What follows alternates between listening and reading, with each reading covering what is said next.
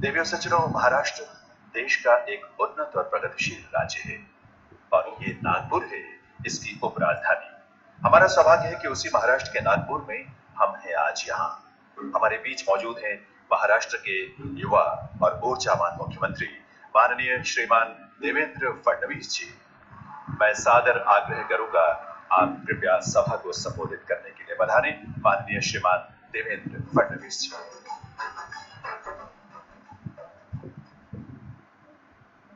परम आदरणीय प्रधानमंत्री जी, भारत सरकार के वरिष्ठ मंत्री आदरणीय नितिन गडकरी जी, रविशंकर प्रसाद जी, प्रकाश जावड़ेकर जी, पीयूष गोयल जी, हंसराज अहीर जी, रामदास आठवले जी, मंच पर उपस्थित हमारे मंत्रिमंडल में सहयोगी चंद्रशेखर बावनकुळे जी, गिरीश महाजन जी, प्रकाश मेहता जी, महापौर नंदाताई जिचकार, सांसद कृपाल तुमाने, यहाँ उपस्थित सभी मान्यवर अतिथिगण, बहनों और भाइयों, मैं सबसे पहले भारत रत्न डॉक्टर बाबा साहेब आम्बेडकर जी की इस जयंती पर उन्हें अभिवादन करता हूं और माननीय प्रधानमंत्री जी का बहुत बहुत आभार व्यक्त करता हूं कि पिछले 65 सालों में डॉक्टर बाबा साहेब आम्बेडकर जी के चिंतन पर चर्चाएं बहुत हुई। उनके आर्थिक चिंतन को कई बार सराहा गया, लेकिन डॉक्टर बाबा साहेब आम्बेडकर जी के आर्थिक चिंतन को अपनी कृति में, यथार्थ में लाने का कार्य अगर इस देश में किसी ने किया होगा तो प्रधानमंत्री नरेंद्र मोदी जी ने किया और इसलिए मैं उनका बहुत बहुत आभार व्यक्त करना चाहता हूं। आज जिस प्रकार से डॉक्टर बाबा साहेब आम्बेडकर जी के चिंतन पर आधारित, चाहे वो डिजिटल पेमेंट सिस्टम हो, गरीबों को अधिकारिता देना हो, डिमोनेटाइजेशन हो, एक एक निर्णय के माध्यम से ये देश गरीबों के कल्याण का एजेंडा लेकर, और केवल कल्याण का मतलब कल्याणकारी योजनाएं नहीं, तो उनको अधिकार देकर, सशक्त बनाकर, शक्तिमान बनाकर देश की मुख्य धारा में लाने का काम जिस प्रकार से आज हो रहा है, मैं ऐसा मानता हूं कि अपने आप में एक बड़ा ही अद्भुत कार्य आज भारत देश में होता हुआ हमको दिखाई देता है। और आज जिस भीम आधार की हमने शुरुआत की, प्रधानमंत्री जी की संकल्पना से जो भीम आधार आज शुरू हो रहा है, मैं ऐसा मानता हूं देश में ही नहीं पूरी दुनिया में ये सबसे बड़ा गेम चेंजर होगा।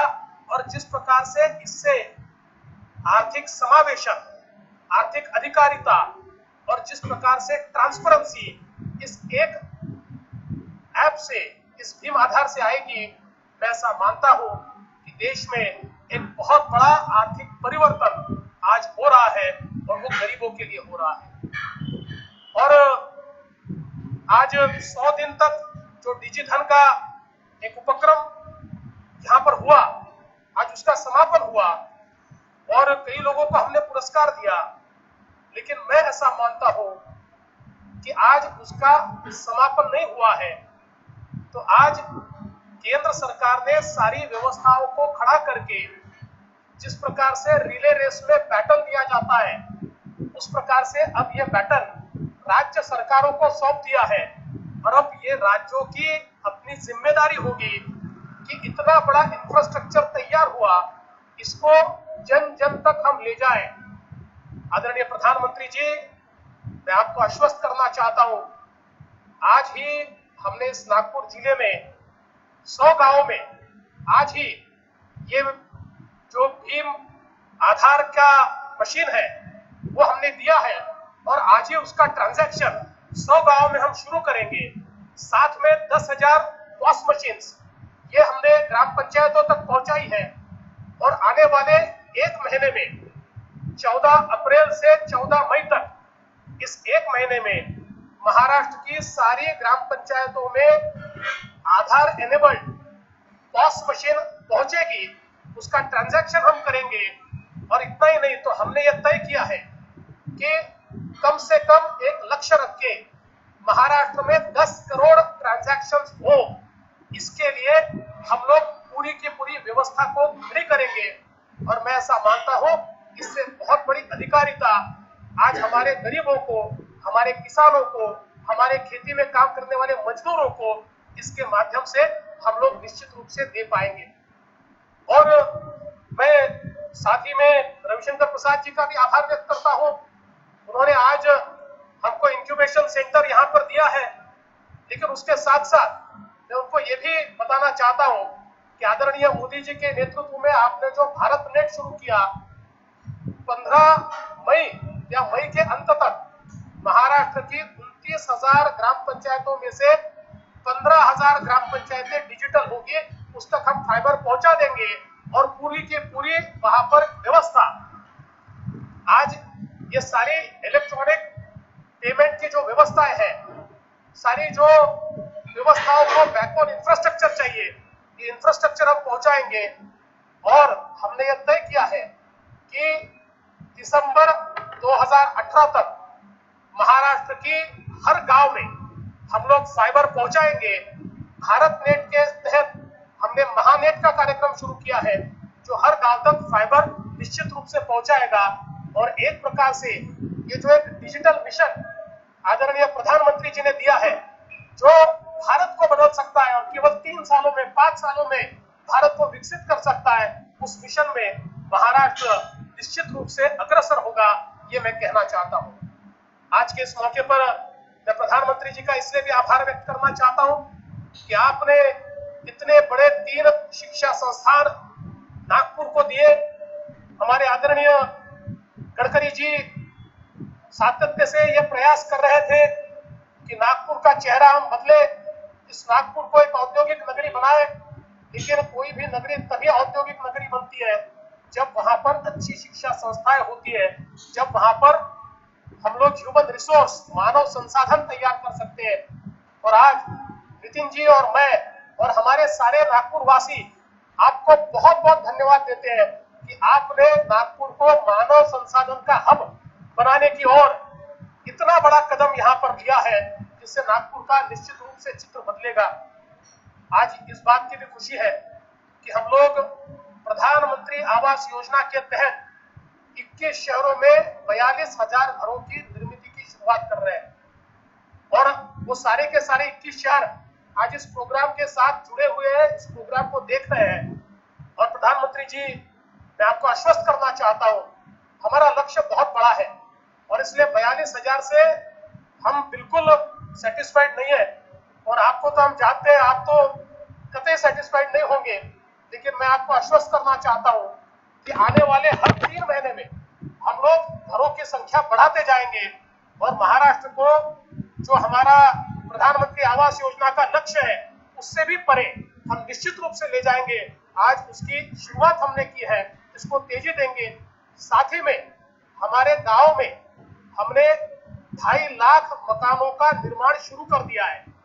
और मुझे इस बात की खुशी है कि पिछले 10 वर्षों का महाराष्ट्र का रिकॉर्ड आप निकालें तो 10 वर्षों में भी महाराष्ट्र के ग्रामीण भागों में 2.5 लाख घरों की निर्मित नहीं हुई। उतनी निर्मित 1 साल में हमने शुरू की है। और मैं विश्वास के साथ कहता हूं कि 2019 का हमने लक्ष्य रखा है, जब महाराष्ट्र के ग्रामीण भागों में रहने वाले सारे गरीबों को हम लोग मकान देंगे। पहले फेज में जितने हमारे शेड्यूल कास्ट है, शेड्यूल ट्राइब है, उनको देंगे, ओबीसी को देंगे और सारे लोगों को हम लोग मकान मुहैया कराएंगे। आपने जो प्रधानमंत्री आवास योजना शुरू की है, जो सपना आपने देखा है, उसको पूरा करने का प्रयास महाराष्ट्र निश्चित रूप से करेगा। मैं आपका आभार व्यक्त करता हूं। आज नागपुर के कुराड़ी में सुपर क्रिटिकल टेक्नोलॉजी का पावर प्लांट हमने शुरू किया है। ये जो 3 यूनिट हमने शुरू किए हैं, हमारी सारी सब क्रिटिकल टेक्नोलॉजी को हम लोग धीरे धीरे फेज आउट करना चाहते हैं। जो प्रदूषण आज बिजली से तैयार होता है, उस प्रदूषण को हम मिनिमाइज करना चाहते हैं, निम्नतम स्तर पर लाना चाहते हैं। और उसमें ये जो आज करीब 660 मेगावाट के 3 हमने जो आज यूनिट शुरू किए हैं, जो सुपर क्रिटिकल टेक्नोलॉजी से चलेंगे, ये एक नींव का पत्थर इसमें साबित होंगे। मैं फिर एक बार प्रधानमंत्री जी का आभार व्यक्त करता हूं कि इस भीम ऐप को और भीम आधार को लॉन्च करने के लिए आपने नागपुर को चुना, क्योंकि नागपुर आप जानते हैं डॉक्टर बाबा साहेब आंबेडकर जी की भी कर्मभूमि रही है, और वंचितों के लिए, दलितों के लिए, आदिवासियों के लिए, गरीबों के लिए इस प्रकार का ऐप शुरू करने के लिए, इस प्रकार का आधार भीम आधार शुरू करने के लिए नागपुर से अच्छी जगह नहीं हो सकती थी। इसलिए नागपुर वासियों की ओर से, विदर्भ वासियों की ओर से, महाराष्ट्र वासियों की ओर से आपका बहुत बहुत आभार व्यक्त करते हुए अपने शब्दों को विराम देता हूं। जय हिंद, जय भीम, जय भारत, जय महाराष्ट्र। बहुत बहुत आभार माननीय मुख्यमंत्री श्रीमान देवेंद्र फडणवीस जी का। आपके नेतृत्व में महाराष्ट्र विकास और उन्नति के नए मानदंड स्थापित कर रहा है। आपका हार्दिक आभार।